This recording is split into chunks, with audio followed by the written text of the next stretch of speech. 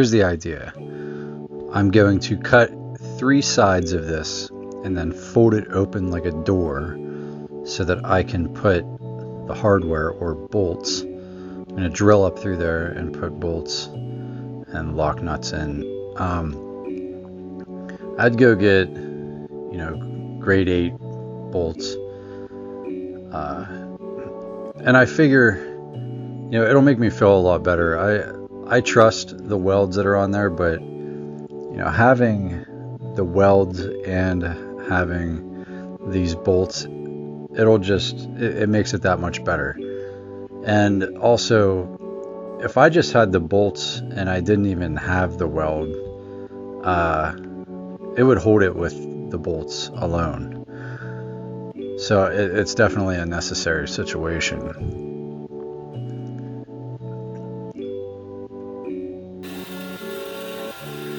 I had to be really careful because, especially on this side, there is a brake line that runs parallel to exactly where I need to cut. And I really didn't want to cut into that and have to replace the whole brake line. But I was able to manage.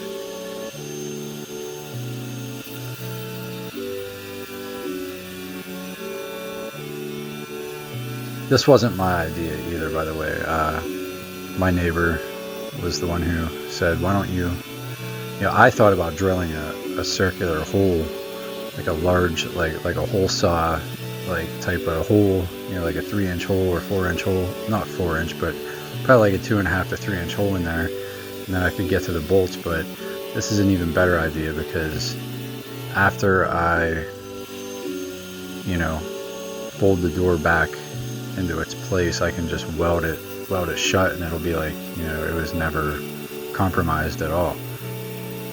And also, I might just put like a piece of sheet metal around, over top of it as well, just for added structure. But it's really not necessary. I could have just drilled a hole or cut a hole out and not even replace the material, and it would still be fine. It wouldn't really compromise the structural integrity of the frame, but it'll look better with it, re-welded, and it'll just be that much stronger. So I know I said that in this episode I was going to be putting the axle underneath, but I didn't get to that because this was a little bit bigger of a project than I thought. I mean, not that what I thought, I knew exactly what I needed to do, but you know how things go. Not everything goes smoothly all the time, and it was a little bit more time consuming than what I thought it was going to be. So just to be able to get these holes cut out, I had to take the leaf springs back off. I just had to undo that shackle because, both rear shackles, because it was, you can't tighten on the nuts with the shackle being there, so it needed to come out. I had to unscrew the self-tappers. I had self-tappers in there, temporarily just to hold it on while I welded them. So I couldn't get to the self-tappers with the leaf spring being in place.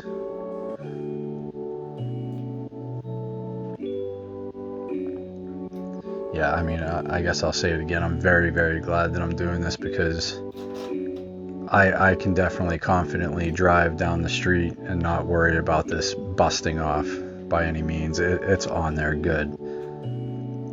Between the bolts and the welds, I'm 100% with it. Without the bolts, I would have been nervous every time I hit a bump. I would have been like, when's the next bump? And when's my front end going to fly off? So I tried to be really careful not to overcut and make a mess. So I tried to get it right to where it needed to be. And as you can see, there's the brake line, which I didn't cut into, thankfully. Inside of there, I mean, as you can see, it is a mess. I mean, there's 80 years worth of crap. And it's definitely, I mean, I tried to scrape it all out, scoop it all out. vacuum it, you name it, and it's just not even worth it. I mean, it probably goes the whole way to the rear of the car. It's just full of material, full of rust and dust and dirt and whatever. But speaking of rust, I mean, this frame isn't that rusted out. It's in great shape.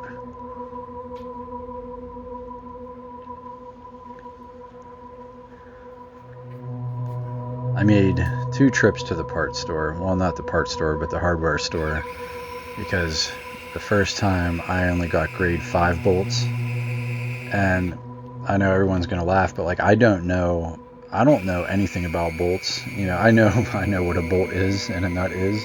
I know that some there's finer thread and coarse thread. I know that some bolts are stronger than others, but how to determine what is a stronger bolt and what leaf springs call for, I guess that's why we have Google in our pockets. And thankfully we do, because I got grade 5 bolts the first time, which everybody I asked said, oh, you'd be fine with those, don't bother getting the grade 8. But I went back down and got the grade 8. I mean, it was a matter of it was under $2 to get 8 bolts and 8 nuts, locking nuts, and 16 washers. So why not?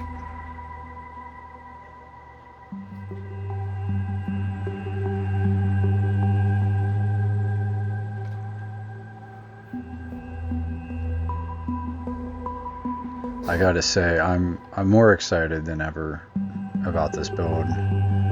More so than I've been since about the second video when I was tearing it down.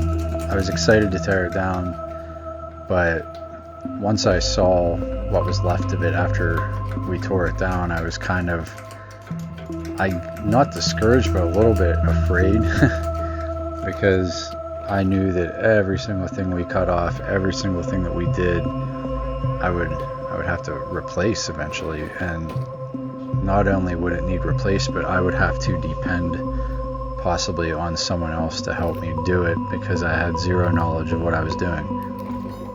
But the more I work on this, the more I work on other vehicles, like I'm just diving in, man. Like I don't care, If I do it wrong, I'll learn from my mistakes. I'll figure it out.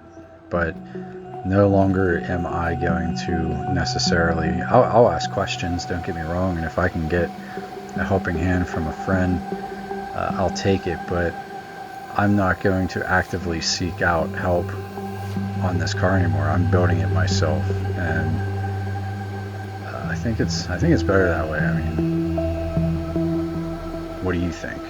You can always leave me a comment and tell me how idiotic I am. It's fine.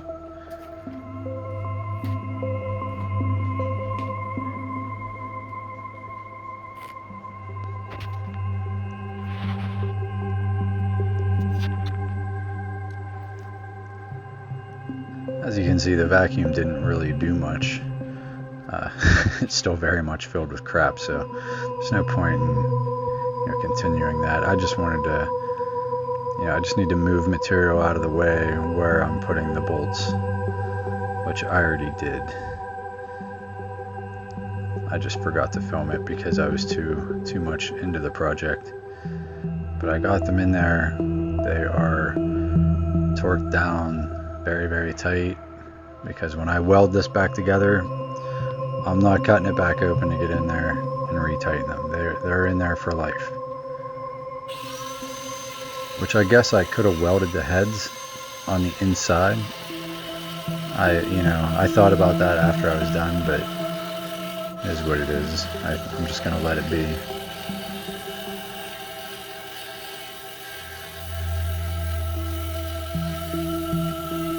Figured I would just time-lapse the entire process on this side, because the other side I kind of skipped around, but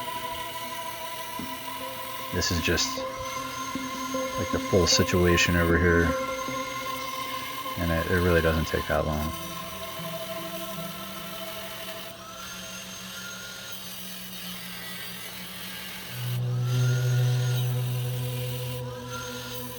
if there's anyone out there that's watching this that has put a straight axle into a 46 to 48, not even, it doesn't even have to be 46 to 48, it could be a 40 to a 48 Plymouth or Dodge or DeSoto, please let me know. Because, you know, there's no videos on this, and that's why I'm so adamant about doing this, because not only am I doing it so that I can look back on it and, you know, it's like home videos, I guess. You know, it's not necessarily like I'm not making anything from doing these videos. It's kind of a pain in the ass, to be honest, because I have to remember to hit record, and then I have to edit it for, you know, 45 minutes after I'm done working on the car. And as you know, working on cars, you know, your hands are always completely greasy and everything, and then I have to mess with my phone. But I'm glad I'm doing it, because I can, you know, kind of look back at everything I did, and if it helps somebody else out there. But if there's anyone that did this before, or even if you didn't do a straight axle, but if you built one of these, you know, please let me know. You know, I would please leave a comment, because I live in a town where I've never seen another one of these in my town. I don't think that there's any that exist in my area. I live outside of Pittsburgh, PA. You know, about 2 hours. Well, not really outside. I live like 2 hours away from Pittsburgh, PA, near State College, PA. And I have, you know, it's a town with like 50,000 people. It's not that small of a town, but it's not very large either. But I haven't seen one of these, and I try to talk to people at the car shows and everything, and I think I'm the only one that has one, and, you know, no one else. Everybody I talk to, they're like, oh, I've never even seen one of those, or, you know, I've never seen a 2-door version of those. I've seen a 4-door. Like, nobody seems to have seen one of these cars, and there's hardly anything on them online. So I figure this is necessary to do, even though I'm not necessarily doing all of this by the book or correctly even. It's still, you know, something. It's better than nothing, I guess.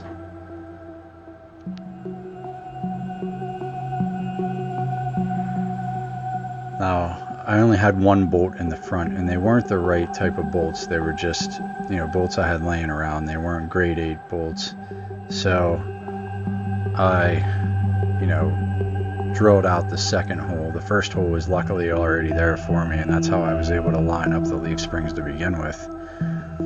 But I had a really hard time drilling through this, because it was doubled up. Like, the material was doubled up under there.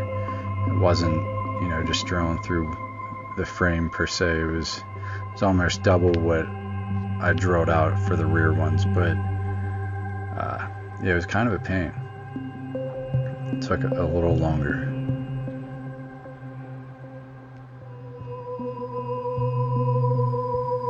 And I'm excited to put that, you know, that front brace, that round pipe, it's going to go right at the very tip of those clips, you know. It's going to be like, work as almost like a bumper. And I haven't decided yet if I'm going to try to mount get like a keg style round you know, fuel cell for this, or if I just want to use the one I have, the square one that goes in the trunk. I'm struggling with it a little bit. Like, I want to have enough, you know, gas to be able to drive a decent amount of time. I'm not going to be taking this on the track, but the more I get into these cars, the more I like that, you know, nostalgic look. I like the looks of an actual gasser with a keg style gas tank on the front. I think it's neat, but I haven't decided, and I'm not nearly there yet anyway, so I guess I don't really need to worry about it yet. But if I do decide to, it will have a brace there to mount it to.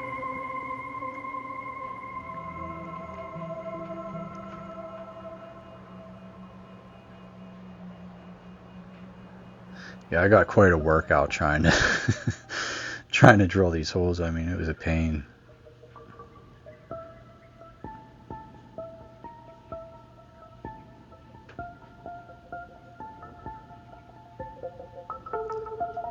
And I couldn't do it from the top down because there was already a hole in the shackle brace.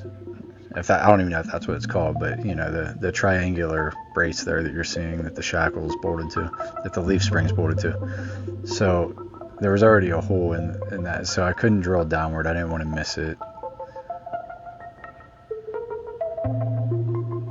And I didn't want to compromise that at all.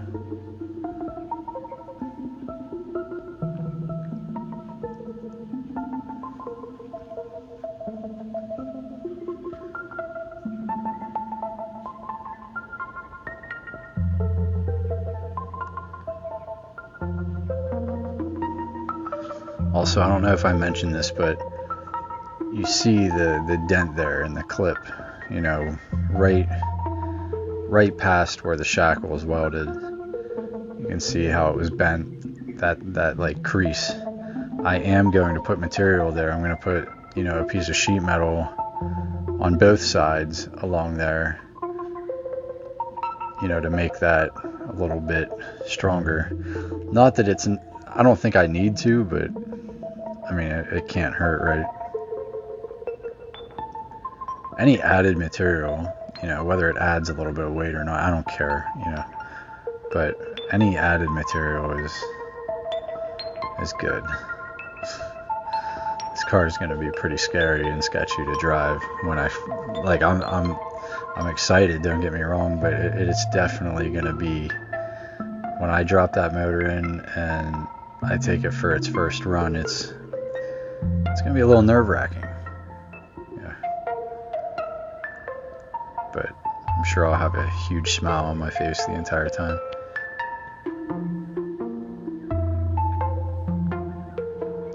Yeah, I am fortunate where I live. You know, there's like 7 parts stores within like 2 miles of me, and then there's a huge hardware store that's like, it's like 3 huge warehouses, and you can buy sheet metal, you can buy anything you need, you can buy, you know, lawn equipment, you can buy paint, automotive. It has fabrics in there. It has everything you need. Like I could build a car with just by going to that store alone. Like it has everything I need. But you know, when it comes to the 58, I have to make a lot of trips to AutoZone and Advanced Auto Parts or O'Reilly's, whatever. But for this car, I make a lot of trips to that hardware store, and everything's extremely cheap.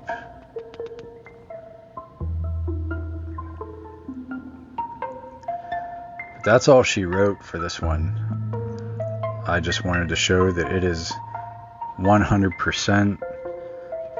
It is solid now, and there will be no worry when I drop it down on the axle. None at all whatsoever. So that will be going on in the next episode. Either that or I will be doing the rear axle so that I can jack this front end up even higher. But stay tuned.